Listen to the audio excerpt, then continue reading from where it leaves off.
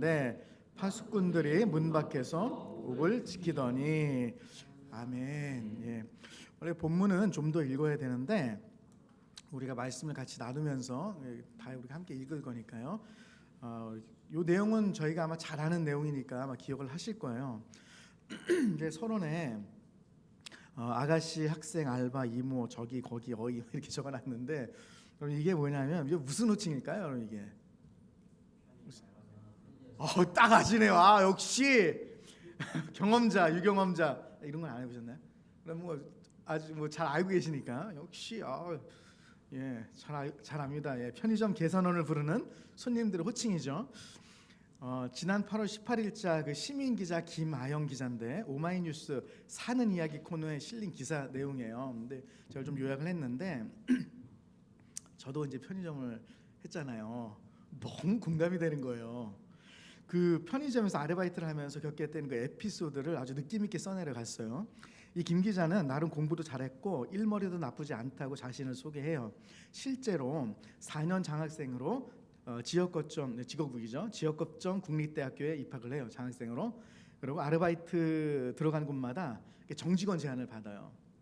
뭐 잘하는 거죠. 그러니까 일머리가 있는 거죠. 그런데 처음으로 편의점 아르바이트를 할 때였는데 가장 먼저 부딪힌 난관이 담배였다고 해요. 담배. 여러분도 생소하죠? 저와 여러분 굉장히 생소한 분야예요. 이 부분을 잘 모르는. 예. 그런데 처음으로 편의점 담는데, 근데 이 담배의 종류가 저도 해봤으니까 알잖아요. 한 200종류가 넘어요. 그 사진 제가 거기 첨부한 사진 있죠. 한번 세보세요.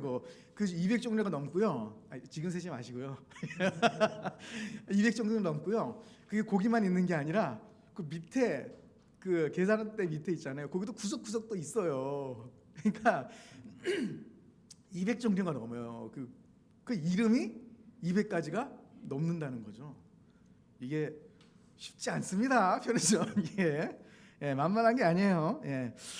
더구나 손님마다 같은 담배를 부르는 그 이름이 달라요. 이 담배 이름이 예를 들어서 예, 제가 좀 이제 전문 지식이 나옵니다. 이제 이쪽 분야 제 종사자기 때문에 에세라이트 들어보셨나요? 에세라이트. 이거는 에세 프라임이라고 불러요. 그리고 또 뭐 말보로 골드, 말보로라는 많이 들어봤죠. 말보로 골드 이거는 말보로 라이트라고도 불러요. 그리고 또 더닐 6mm 그러니까 더닐 6mm 주세요. 이러면 되는데 더닐 라이트를 달라고 그래요. 그러니까 이게 더닐도 종류가 한두 개가 아니에요. 그거 보시면 알겠지만 특히 이제 팔리아멘트라는 담배가 있는데 이건 또 아주 이름이 달라요. 그냥 아쿠아 파이브라 그래요. 그러니까 처음 편의점 하는 사람은 분명히 그 써 있거든요. 담배 밑에 다 이름이 써 있어요. 팔리아멘트로 외웠는데 뭐 아쿠아 파이브를 달라고 그러는 거예요. 어떻게 알아요 이거를? 헤매는 거죠 거기서. 문제는 최악의 손님을 만날 때예요. 손님이 무조건 계산원 탓을 할 때가 있어요. 그런 손님이 있어요. 여러 손님들 있잖아요.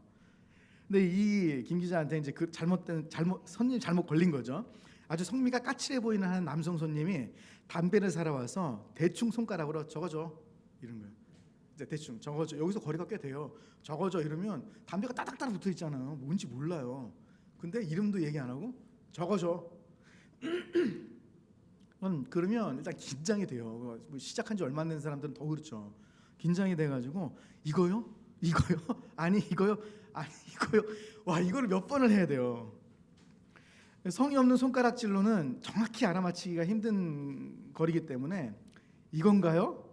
아니 저기 오른쪽 저기서 두 번째 위로 세 번째 막 이래요 막. 아니 너무 공감이 돼요. 저 똑같아요. 손님은 끝까지 담배 이름을 대지 않았다고 해요. 한참 만에 이제 담배를 김 기자가 아르바이트하는 찾았는데 계산원이 그래 그거 답답하기는 이렇게 대하는 거예요 손님이.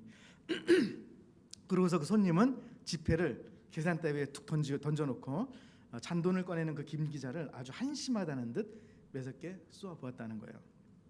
그날 김 기자는요 계산원이 사회에서 어떤 위치인지 똑똑히 깨달을 수 있었대요.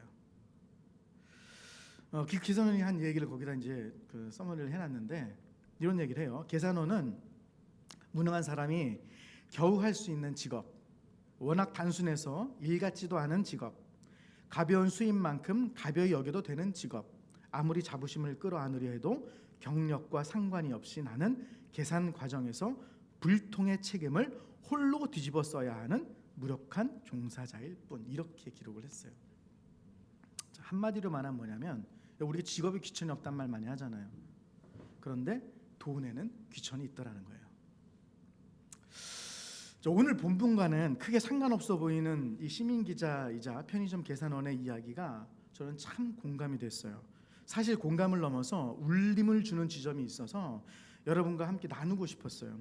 그래서 우선은 기도와 관련된 오늘 본문 내용을 쭉 한번 살펴본 후에 후반부에 다시 한번 이 얘기를 이어가려고 합니다. 자, 오늘 본문 내용 보면 야고보의 죽음 장면의 첫 장면에 나와요. 제가 거기 사도행전 12장 1절에서 3절 그 말씀을 기록해 드렸는데 같이 한번 읽어보겠습니다. 이 무렵에 헤롯 왕이 손을 뻗어서 교회에 속한 몇몇 사람을 해하였다. 그는 먼저 요한과 형제간인 야고보를 칼로 죽였다. 헤롯은 유대 사람들이 이 일을 기뻐하는 것을 보고 이제는 베드로까지 잡으려 하였다. 때는 무교절 기간이었다.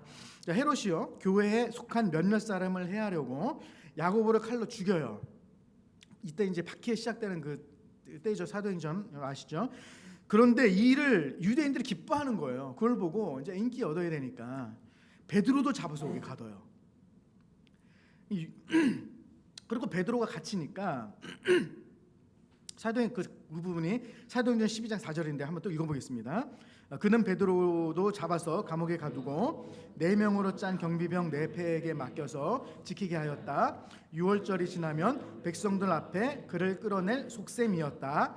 이렇게 되어서 베드로가 감옥에 갇히고 교회는 그를 위하여 하나님께 간절히 기도하였다. 자, 보시면 4인 1조예요. 그죠? 4인 1조로 4패에게 맡겨져요. 그럼 4인 1조니까 4 곱하기 4는 몇 명이야? 16명이 지키는 거예요. 베드로 1명을.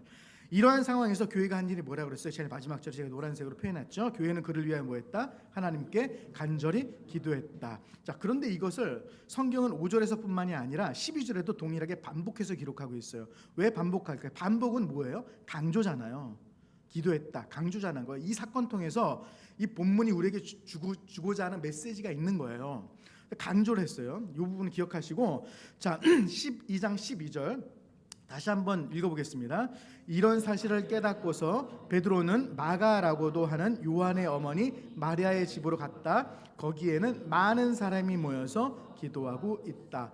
자, 여기도 뭐라고 그래요? 분명히 교회는 마리아의 집에서 많은 사람이 모여서 기도하고 있었다. 이렇게 알 수 있어요. 교회가 기도했고 많은 사람이 기도했어요. 자, 그럼 그 기도를 했을 때 일어난 일이 뭘까요? 당연히 기도 응답이겠죠. 사도행전 12장 6절 한번 읽어보겠습니다. 헤롯이 베드로를 백성들 앞에 끌어내기로 한 그 전날 밤이었다. 베드로는 두세 사슬에 묶여 군인 2사람 팀에서 잠들어 있었고 문 앞에는 지키고 있었다. 자, 어떻게 해요? 베드로는 두 군사 사이에 두세 사슬에 묶여 잠들어 있었다 그랬어요. 그리고 또 다른 군사들은 문 앞에서 감옥을 지키고 있었대요. 철저하게 지킨 거죠. 아주 16명의 군인이 한 사람을 지키는 거예요. 여러분 생각해 보세요. 더군다나 감옥 안에서 베드로는 두세 사슬에 묶여서 군인 2사람 틈에 잠들어 있다고 그랬어요. 아마 정황상 성경에 표현되어 있지 않지만 이렇게 묶이지 않나 싶어요. 그죠? 정황상. 자, 그런 상태예요. 그리고 문 앞에는 뭐야? 또 다른 군인이 서 있는 거예요. 파수꾼. 자, 그리고 감옥을 지키고 있어요. 이런 상황에서 사람들이 기도하니까 어떤 일이 일어났어요? 7절부터 나와요. 주의 천사가 나타나요. 베드로를 돕는 거예요. 천사가 돕는 거예요. 아, 우리 퀴즈 데이도 막 천사가 도왔으면 좋겠어요. 우리 기도할 때. 아, 그런 소망 해도 되지 않나요? 막 천사가 돕는데, 자 7절부터 한번 또 읽어보실게요. 그런데 갑자기 주의 천사가 나타나고 감방에 빛이 환히 비치었다. 천사가 베드로의 옆구리를 쳐서 깨우고 말하기를 빨리 일어서라 하였다. 그러자 쇠사슬이 그의 두 손목에서 풀렸다. 천사가 베드로에게 띠를 띠고 신을 신어라 하고 말하니 베드로가 그대로 하였다. 또 천사가 그에게 겉옷을 두르고 나를 따라오너라 하니 베드로가 감방에서 나와서 천사를 따라갔다. 베드로는 천사가 하는 일이 참인 줄 모르고 자기가 환상을 보고 있는 것이라 생각하였다. 그들이 첫째 초소와 둘째 초소를 지나서 시내로 통하는 철문에 이르니 문이 저절로 열렸다. 그래서 그들은 바깥으로 나와서 거리를 하나 지났다. 그때 갑자기 천사가 떠나갔다. 그때에서야 베드로가 정신이 나서 말하였다. 이제야 참으로 알겠다. 주님께서 주님의 천사를 보내셔서 헤롯의 손에서 그리고 유대 백성이 꾸민 모든 음모에서 나를 건져 주셨다. 이렇게 좀 길었는데 여러분, 사람들이 기도하니까 어떻게 됐다고요? 천사가 나타났어요. 쇠사슬이 베드로의 두 손에서 저절로 풀린 거예요. 이것도 기적인데, 감옥과 초소를 지키는 자들이 있는데도 그 사이를 그냥 자연스럽게 지나가는 거죠. 이해가 되세요? 저 이런 비슷한 경험을 들어본 적이 있어요. 그 간증으로. 그리고는 시내로 돌아가는 철문에 도착하니까 문이 저절로 열리기까지 해요. 참. 그리고 거리를 하나 지나고 나서야 베드로는 그때서야 정신이 들어서 이거 주님 천사가 보내주신 거구나. 그래서 헤롯의 손과 유대 백성이 꾸민 모든 음모에서 나를 건져주셨구나를 알게 되는 거예요. 이런 신앙생활하면서 저와 여러분이 매일 이런 경험이 있을 수는 없어요. 그렇지만 가끔은 이런 경험이 저와 여러분이 있었으면 좋겠어요. 왜냐하면 신앙생활이라는 거는 균형이잖아요. 이런 경험을 통해서 하나님이 계신 걸 알아가고, 이게 이러다 보면 그 하나님 누군지 궁금해지잖아요. 더 하나님을 알고 연구하고 성경을 보게 된단 말이에요. 그러면 그게 어떻게 해요? 나의 라이프 스타일로 자리를 잡게 돼요. 이 선순환돼야 돼요. 연구만 해서도 안 되는 거고, 이런 경험만 많아도 안 되는 거예요. 또 이런 것들이 우리의 삶에 자리 잡지 않으면 한쪽으로 빠져요.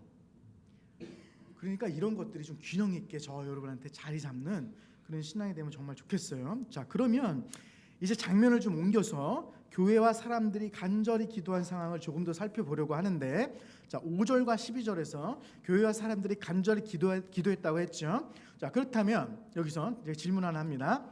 교회는 무엇을 위해서 기도했을까요? 간절히 기도했잖아요. 뭐 위해서 기도했다고는 얘기는 안 나와요, 성경이. 근데 우리 추정할 수 있잖아요. 뭘 위해서 기도한 거예요? 당연히. 자, 그럼 만약에 여러분들의 담임 목사님이 음모를 당해서 감옥에 갔다고 생각을 해보세요. 여러분 뭘 위해 기도할까요? 당연히 목사님 나오게 기도할 거 아니에요. 이분들이 뭘 기도했겠어요? 당연히 목사님 베드로가 설마 나오기 원하지 않는 건 아니시죠? 저는 기도할 겁니다. 나오기를 기도했단 말이에요. 분명히 그랬을 거란 말이죠. 그런데 기도 응답은 됐는데 기도를 한 사람들의 반응이 좀 이상해요. 사도행전 12장 12절 14절 같이 한번 읽습니다. 시작. 이런 사실을 깨닫고서 베드로는 마가라고도 하는 요한의 어머니 마리아의 집으로 갔다. 거기에는 많은 사람이 모여서 기도하고 있었다. 베드로가 대문을 두드리니 로데라는 어린 여종이 맞으러 나왔다. 그 여종은 베드로의 목소리를 알아듣고 너무 기뻐서 문을 열지도 않고 도로 달려들어가서 대문 앞에 베드로가 서 있다고 알렸다. 자, 로데를 주목하세요. 자, 베드로는요, 천사의 도움으로 자신의 옥에서 풀려난 것을 깨닫고 마리아의 집으로 가요. 얼마나 흥분하면서 갔겠어요. 감격하면서. 하나님 천사가 도와주고 여기를 나왔는데, 기적을 경험했는데 얼마나 갔죠. 그리고 자기를 위해서 기도하는 공동체로, 사랑하는 공동체로 가는 길이란 말이에요. 얼마나 벅차서 갔겠어요. 물론 마리아의 집에 있는 많은 사람들은 그때도 기도하고 있었어요. 그때도 그 순간에도 기도 소리가 들렸을 줄 모르겠어요. 베드로는 너무 신났고 문을 쾅쾅쾅 두드렸겠죠. 베드로가 대문을 두드리니까 로데라는 그 어린 여종이 맞으러 나와요. 여기서 로데를 주목하라고 그랬죠. 로데는요, 베드로의 목소리를 알아듣고요, 목소리만으로 알아들은 거예요. 알아듣고 너무 기뻐서 문을 열지도 않고 너무 기쁜 거예요. 이게 베드로 일단 열어줘야 되잖아요. 근데 이게 너무 기쁘니까 이게 뭐 소리만 듣고 그렇게 행동을 한 거예요. 도로 달려 들어가 가지고 대문 앞에 베드로는 그냥 서 있은 거예요. 이런 상황이 벌어진 거예요. 자, 그런데 문제는 베드로가 풀려나기를 간절히 기도했을 그들의 반응이 너무 이상한 거예요. 그게 15절 16절입니다. 한번 읽어볼게요. 사람들이 여종에게 내가 미쳤구나 하고 말하자 여종은 참말이라 우겼다. 그러자 그들은 베드로의 천사일 거야 하고 말하였다. 그동안에 베드로가 줄곧 문을 두드리니 사람들이 문을 열어서 베드로를 보고 깜짝 놀랐다. 자, 이상하지 않으세요? 이 대목에서 너무 이상해요. 아마 여태까지는 저도 그랬어요. 이 성경을 읽을 때 그냥 베드로 풀려난 기적에 와 하나님 대단하다 이렇게 읽었지만 여러분 이상하지 않으세요? 뉘앙스가 뭔가 불길한 그런 뉘앙스가 느껴지지 않나요? 여기서 베드로가 서 있다. 로데의 말을 들은 사람들이요, 로데한테 뭐라고 했냐면 미친 거 아니야? 이렇게 얘기한 거예요. 그러자 로데가요 다시 얘기한 거예요. 참말이라. 디스퀴리조마이라는 단어입니다. 이게 나중에 제가 다시 한번 이 부분을 가지고 한번 말씀 나눌 기회가 있을 텐데요. 그때 이 디스퀴리조마 이 단어가 의미하는 게 뭔지 그걸 함께 좀 나누려고 해요. 참말이다. 그러나 그들은요 뭐라고 얘기하냐면 그러면 베드로의 천사일 거야. 베드로의 천사일 거야 이렇게 얘기를 해요. 자, 보세요. 베드로가 풀려나기를 간절하게 기도했음에도 불구하고 이들이 믿었어요, 안 믿었어요? 안 믿은 거예요. 그런데 로데라는 이 여자아이는 베드로의 음성만으로 베드로를 알아봐요. 보지도 않았어요. 음성만으로 알아봐서 너무 기쁜 거예요. 뭐예요? 너무 대조적이지 않아요? 저는 누가 더 간절히 기도했을까요? 모르겠어요. 참. 여자 아이예요. 여기서 여종 여자 계집 아이라고 그 개역 개정에서는 그렇게 표현되어 있는데 여자 아이란 말이에요. 여종이에요. 조그만 아이예요. 근데 목소리로만 알아봐요. 근데 다른 교회와 사람들은 못 알아봐요. 더 기가 막힌 사실은 뭐냐면 그렇게도 열심히 기도한 사람들의 반응인데 16절에서 베드로가 계속해서 문을 두드리니까 사람들이 문을 열어요. 그때 사람들이 어떤 반응을 보였어요? 베드로를 보고 깜짝 놀라죠.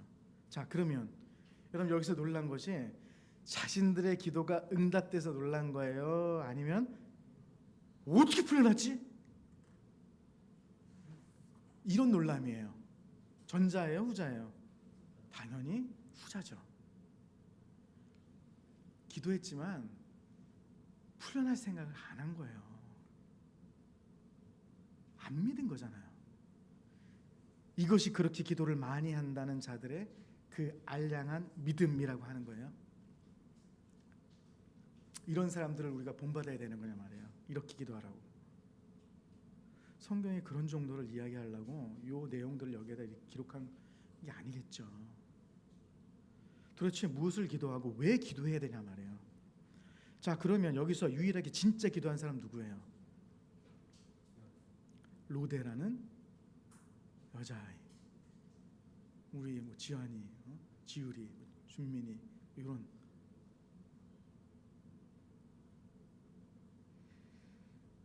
그러면 오늘 본문이 이 기도에 대해서 몇 가지 우리에게 알려주고 있는 분명한 사실을 우리가 캐치할 수 있을 것 같아요. 한 두 가지 정도 생각할 수 있을 것 같은데, 하나는 뭐냐면 우리가 기도했기 때문에 응답이 주어지는 것은 아니다. 그죠? 확실해요. 우리가 기도해, 물론 로데는 기도했어요. 로데는 기도했지만 로데는 여자의 계집에 사람들 무시한, 당시에 또 뭐 여자들은 그냥 무시하던 시대잖아요. 그 공동체에서, 그 사회에서 무시당한 사람이었어요. 어쨌든 여기 이 본문에서 비춰지기를 기도했기 때문에 응답이 주어지는 건 아닌 것 같아요. 하나님은 얼마나 많은 사람들이 기도했는지, 얼마나 정성껏 기도했는지, 얼마나 열심히 기도했는지 이러한 기도 행위의 여부에 따라 응답하지는 않습니다. 교회라고 불리는 그들이 베드로가 풀려나기를 얼마나 열심히 간절히 기도했겠습니까? 그러나 아이러니하게도 그들은 절대로 믿지 않았어요. 사실 하나님은 하나님의 뜻대로 하나님께서 하실 일을 직접 이루어 가시는 분이에요. 우리가 기도하든지 기도하지 않든지 하나님께서 어떠한 일을 목적하셨다면 하나님께서는 반드시 그 일을 이루신단 말이에요. 자, 그게 하나님이에요. 자, 두 번째. 그렇다면 어차피 다 하나님이 하실 건데 왜 기도해야 될까요? 우리는 어차피 다 하나님이 하실 건데 뭐하러 기도해요? 자, 결론적으로 말씀드리면 우리가 기도해야 하나님으로 우리가 인정하게 되더라는 거예요. 이 구약의 어느 부분에 나와요. 제가 지금 정확하게 기억을 잘 못하는데 구약의 어느 부분에 나와요. 이스라엘한테 기도하라 그러면서 내가 왜 너희들 기도하라 그러는 줄 아냐? 내가 왜 응답하는 줄 아냐? 그래야 너희가 내가 하나님인 줄 안다 이렇게 얘기해요. 다 지가 잘나서 된 줄 안다는 얘기예요. 그런데 기도하는 게 그 이유는 뭐냐면 그래야 내가 하나님인 줄 아니까. 그러면 이건 내가 기도해서 이루어진 게 아니었구나. 모두 하나님 하신 일이었어를 알게 된다는 거예요. 그런데 하나님은 우리를 이렇게 기도하게 하셔서 그 하나님의 일에 동참시켜요. 희한하죠. 하나님의 일에 동참시켜요. 그리고 우리를 칭찬해 준단 말이에요. 야, 이거 네가 잘해서 이루어진 거야 라고 우리를 칭찬해 준다고요. 그걸 멸류관이라고 그러죠. 그래서 이거를 다 아는 사람들은 나중에 요한계시록에 나오잖아요. 그 24장로가 하나님 만날 때 어린 양의 보좌 앞에서 어떻게 자기가 썼던 멸류관을 그 보좌에 다 벗어드리잖아. 뭐예요 그게? 내가 얻은 줄 알았더니 내가 잘해서 한 줄 알았더니 하나님 내가 잘해서 한 게 아니었군요. 이거 하나님 거였군요. 다시 돌려드리잖아요.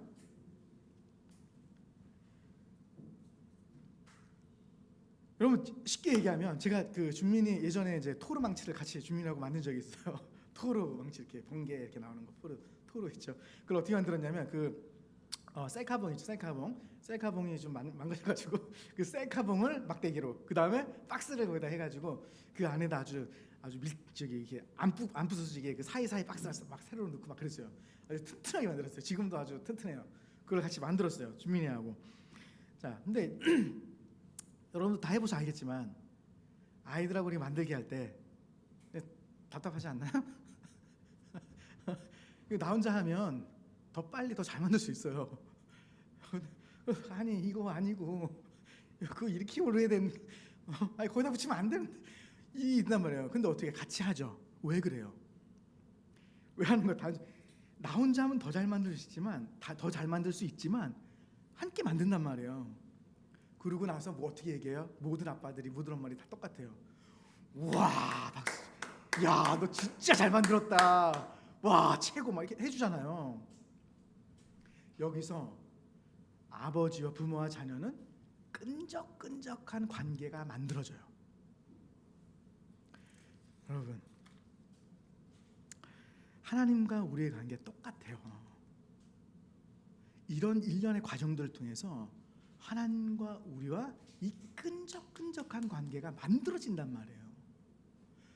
여러분, 이게 하나님의 자녀가 우리의 특권이자 복이란 말이에요. 자, 지금까지 베드로가 감옥에서 풀려난 사건을 살펴보면서 우리가 무엇 때문에 놀라게 되었나를 알아봤죠. 기도가 실제로 이루어졌는데도 불구하고 그 사실을 절대로 믿지 못하는 그 사람들 때문에 놀랐어요. 그런데 여러분 이렇게도 한번 생각해 보세요. 이렇게도 생각해 볼 수 있죠. 이렇게까지 믿음이 없이 기도하는 그 사람인 것을 알까요? 모를까요? 우리가 섬기는 그 아버지가 이렇게도 기도를 믿음 없이 하는 사람이라는 거를 저와 여러분이 그렇다는 거를 그분이 알까요? 모를까요? 당연히 알죠. 그런 사람인 걸 아는 그런 사람들의 기도에 응답하시는 그 하나님은 더 놀랍지 않아요? 이게 그거잖아요. 지금 오늘 내용이 그렇게 형편없는 사람들이 믿음 없이 기도하는데도 하나님은 응답하시더라니까요. 이제 오늘 그 앞에서 언급했던 그 편의점 계산원 그 김 기자의 그 에피소드를 조금 더 이야기하고 말씀을 정리할게요. 자, 한 번은 편의점에 40대 여성분하고요, 남편 그리고 중고등학생으로 보이는 딸이 함께 편의점에 오셨대요. 그리고 계산 다 담아서 계산을 하고 있는데, 계산하면서 손님의 대화를 의도치 않게 엿들었다는 거예요. 손님이 얘기하는 마트 바로 옆에 있는 그 카페에 들를 계획이었나 봐요. 그래서 커피를 미리 주문해 놓으려고 남편분이 그 아내분에게 카드를 받아서 먼저 나가신 거예요. 계산 안 했는데 카드 가지고 나간 거예요. 그리고 아내분과 따님이 상품을 종량제 봉투에 하나씩 담았고요. 김 기자는 정리가 끝날 때까지 기다렸대요. 그런데 손님이 이 김 기자를 보더니 고개를 갸웃하며 의아해했대요. 어떤 뉘앙스냐면, 왜 계산을 안 하고 있지? 이런 뉘앙스였던 거예요. 손님이 물었어요. 제가 카드를 안 드렸나요? 김 기자가, 네 손님, 아까 남편분께 카드를 주시는 것 같던데 이런 거죠. 손님이 내 정신 좀 봐, 난 또 선생님 드린 줄 알았네, 이렇게 얘기한 거예요. 여기서 좀 뭐라 신박한 단어가 나오지 않았나요? 어떤 단어? 그렇죠, 선생님. 예. 손님은요, 자신의 착각에 스스로 우스웠는지 머리를 내저으면서 다른 카드를 내밀었다고 해요. 자, 그런데 김 기자는 그분의 착각에 전혀 웃기지 않았다고 해요. 그분이 계산원인 자신에게 당연하다는 듯 이 선생님이라는 호칭을 쓴 것에 잠시 정신이 멍해졌대요. 그리고 아가씨 맨날 어이 뭐 이런 말만 듣다가 선생님이라고 하니까 당연히 그 손님이 자연스럽게 선생님이라는 호칭을 썼다는 것이 마음 한구석을 울렸다는 거죠. 찡한 울림이 아니라 쩡한 울림이었대요. 난 전 찡과 쩡이 이렇게 다른지 몰랐어요. 찡한 울림이 아니라 쩡한 울림이었대요. 신경을 써서 어색하게 부른 게 아니고 이런저런 계산이나 오랜 고민도 없이 그냥 툭 그 호칭을 썼기 때문에 더 그랬다는 거예요. 그러면서 이런 얘기를 해요. 제가 거기다 이렇게 옮겨 적어놨는데 이런 얘기를 하죠. 한 사람이 무심코 쓴 호칭 덕에 아니 계산원이라는 직업 자체의 그 자체가 높아진 것 같았다. 물론 자신의 일상에 들어온 모든 직업군을 존중하는 그분이야말로 진정 격 높은 손님이었다. 여러 비하와 차별에 100번 힘 빠져도 이렇게 한 번 힘을 얻으면 또 몇 달은 그 기억으로 버티게 된다. 이런 손님을 몇 번 만났는지는 별로 중요하지 않다. 울림의 횟수보다는 강도가 더 중요한 법이니까. 이 지점을 전 함께 나누고 싶었어요. 우리가 하나님께 기도하는 것도 전 마찬가지인가 생각이 됩니다. 중요한 것은요, 기도의 횟수나 기도 응답의 횟수가 아닌 것 같아요. 하나님과 관계에서 오는, 그러니까 기도한 이후 그리고 그 기도 응답을 경험한 이후 하나님과의 관계에서 오는 끈끈한 그 관계에서 오는 울림의 강도가 더 중요한 것 아닐까요? 하나님께서 우리를 기도하게 하시는 이유를 뭐라고 했죠? 하나님께서 우리에게 기도 응답을 경험하게 하시는 그 이유 말이에요. 제가 그것도 적어놨습니다. 하나님, 저 이런 것 같아요. 자기 이름 넣어서 그냥 하셔도 괜찮을 것 같아요. 하나님은 우리가 기도를 했기 때문에 응답하시는 분 아니었군요. 우리가 기도하지 않아도 하나님께서 목적하시는 것을 꼭 이루시는 분입니다. 그런데 우리를 기도하게 하셔서 하나님의 일에 참여하게 하시고, 그리고는 형근아 네가 기도해서 이 일을 이룰 수 있었어 라고 우리를 칭찬해주고 북돋아주고 격려해 주신다는 것을 알고 나니, 하나님 아버지, 내 마음이 너무 벅차서 그 울림이 가시지를 않습니다. 이거면 충분하지 않나요? 꼭 이루어져야 돼요? 막 기적이 나타나야 돼요? 그럼 이거면 충분하지 않아요? 이처럼 그 이유를 알아가면 알아갈수록요, 더 끈끈해지는 하나님과의 관계, 이러한 울림의 강도가 저와 여러분이 오늘을 살아가는 힘이 되는 거란 말이죠. 이쯤 되면 이런 생각 들어요. 내가 기도하고 응답받는 사건보다 나에게 더 큰 울림을 주는 건 뭘까? 그것은 나의 기도를 들으시고 응답해 주시는 그분이 바로 나의 아버지다. 우리 주기도 맨날 하잖아요. 하늘에 계신 우리 모두의 아버지, 그분이 내 아버지란 말이죠.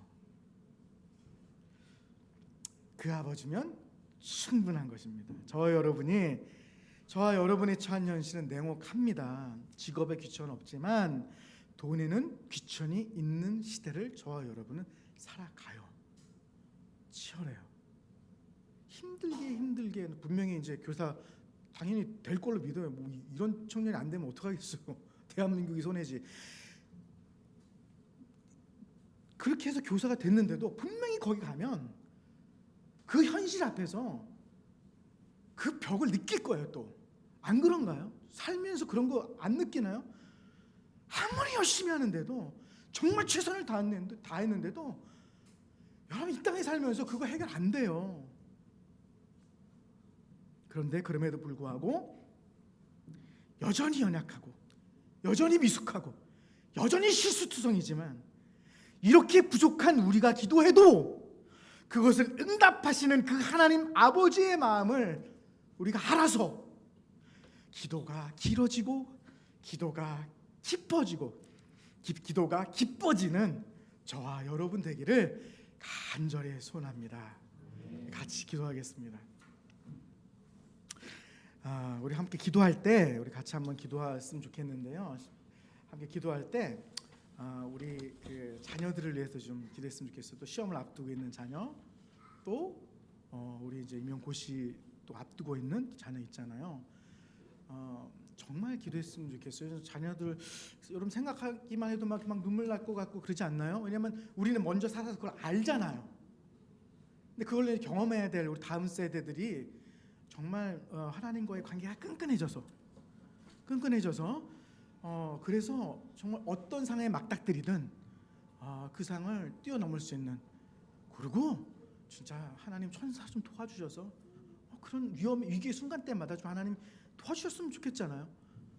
여러분 그렇게 우리를 기도하게 하시잖아요. 하나님이 우리 그 좀 기도했으면 좋겠어요. 특별히 우리 자녀를 위해서, 그리고 또 여러 가지 또 육체적으로 또 연약한 또 우리 성도님들을 위해서 같이 한번 기도했으면 좋겠습니다.